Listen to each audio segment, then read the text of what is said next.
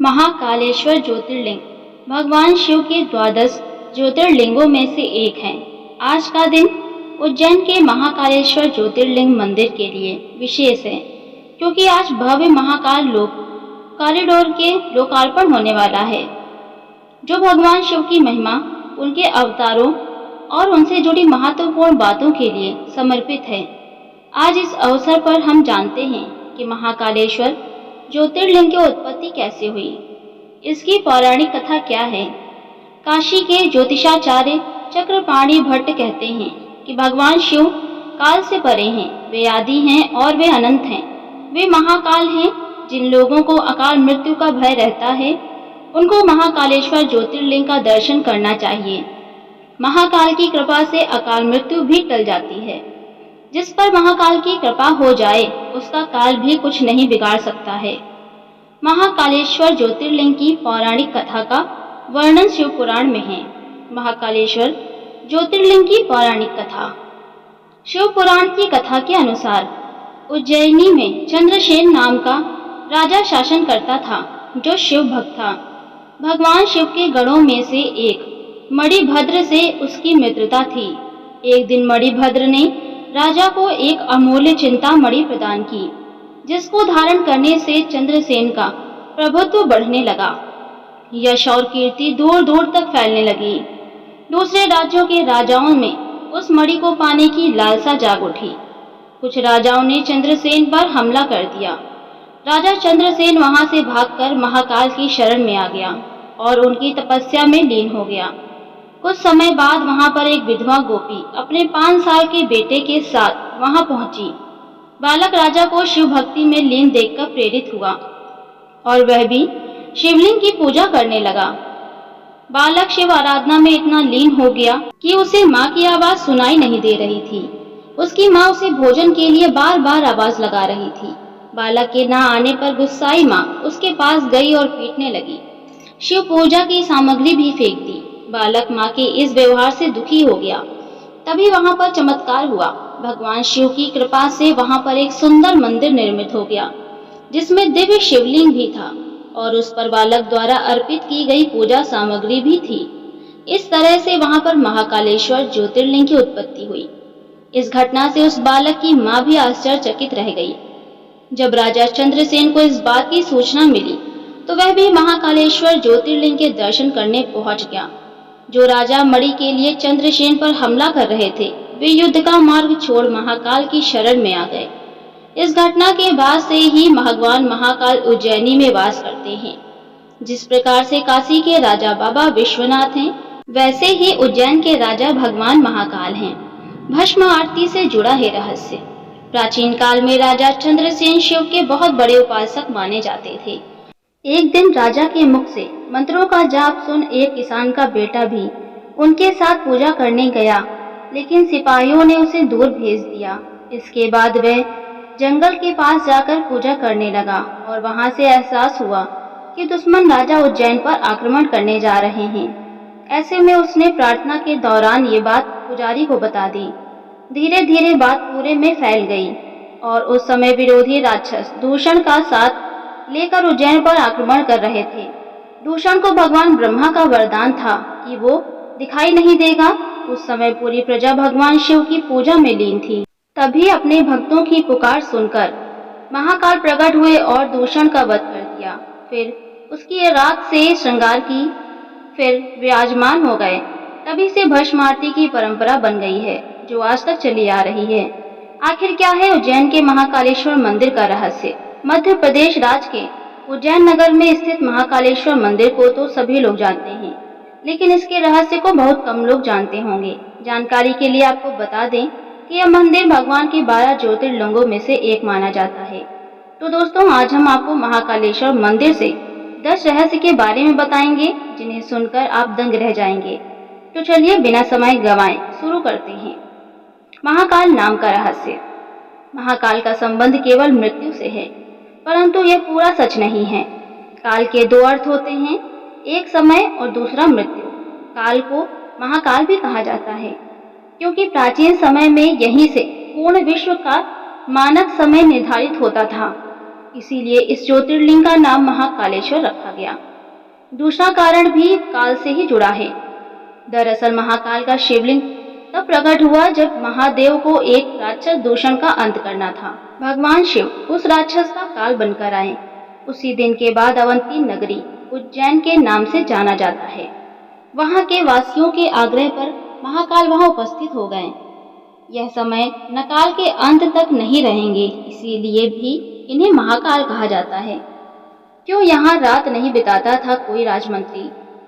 उज्जैन का एक ही राजा है और वो है महाकाल बाबा। विक्रमादित्य के शासन के बाद यहाँ कोई भी राजा रात में नहीं रुक सकता। जिसने भी यह दुस्साहस किया वह संकटों से गिरकर मारा गया।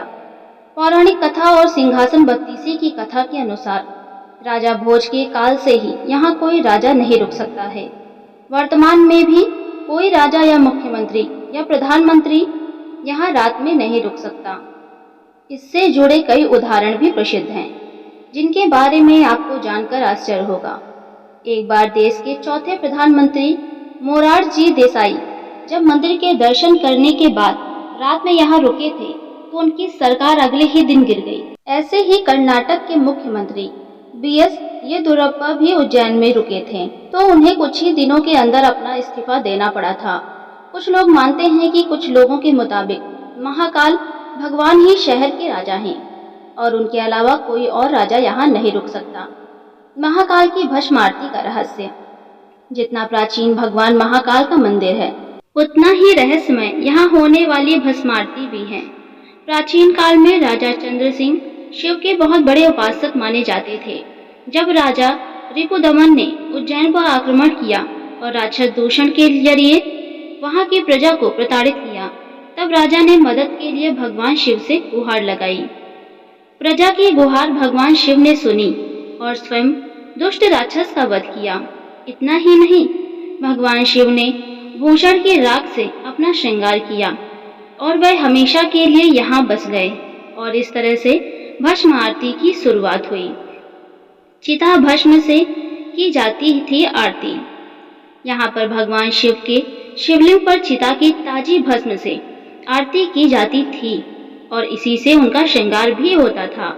एक कथित कथा के अनुसार प्राचीन काल में प्रतिदिन एक मुर्दे की राख से भस्म आरती की जाती थी, परंतु एक बार उज्जैन के शमशान में कोई भी शव नहीं मिलने के कारण उस समय की पुजारी ने अपने ही पुत्र की बलि देकर उसकी चिता की राख से भस्म आरती की, जिससे भगवान महाकालेश्वर अत्यधिक प्रसन्न हुए। उन्होंने पुजारी के पुत्र को जीवन दान दे दिया और कहा, आज से उनकी आरती कपिला गाय के गोबर के कंडे अमलतास मिलाकर तैयार किए गए उनकी आरती नियमित रूप से की जाती है।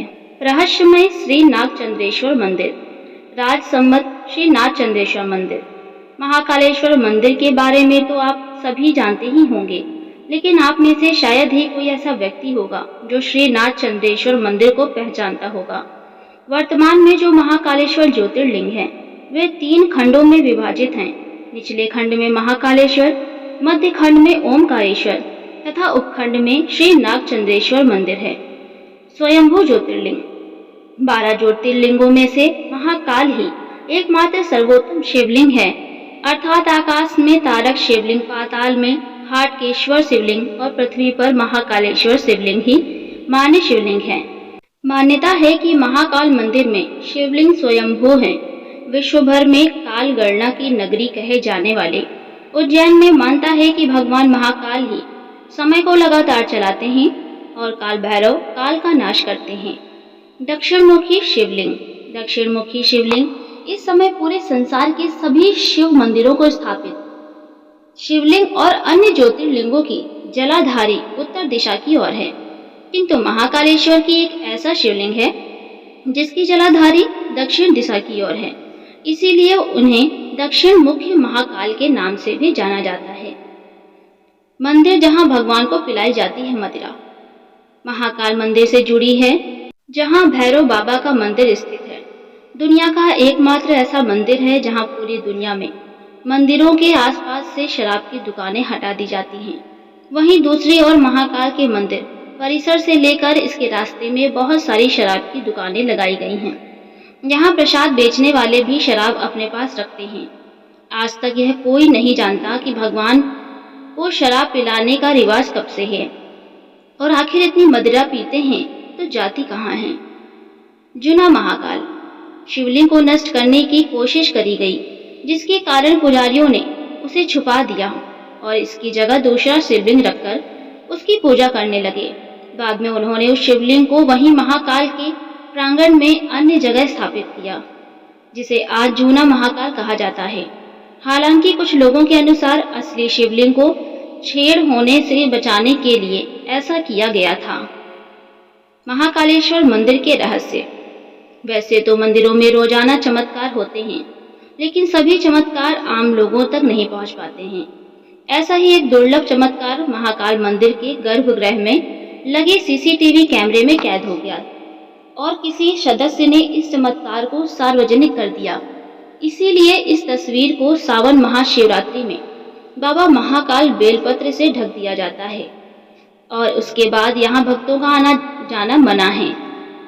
वहाँ रात में एक अदृश्य शक्ति रात में मौजूद है जो कि महाकाल की पूजा कर रही है। इसका अभी तक कोई उत्तर नहीं दिया है, परंतु साधुओं का मानना है कि यह घटना सत्य है। तो दोस्तों, ये थी उज्जैन की नगरी बाबा महाकालेश्वर की कथा। आपको कैसी लगी हमें कमेंट में जरूर बताएं। वीडियो अच्छी लगी हो तो लाइक करें, चैनल को सब्सक्राइब जरूर करें। धन्यवाद दोस्तों।